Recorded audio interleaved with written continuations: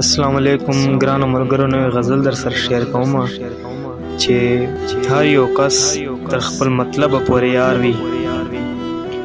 هر یو کس تر خپل مطلب پورې یار وي، کم په سر چې ګرځوي اعتبار وي. کم په سر چې ګرځوي اعتبار وي. داسې ډېر یاران به وینې په خپل څنګ کې، داسې ډېر یاران به وینې په خپل څنګ کې، داسې ډېر کویاران نو څه د کار وي.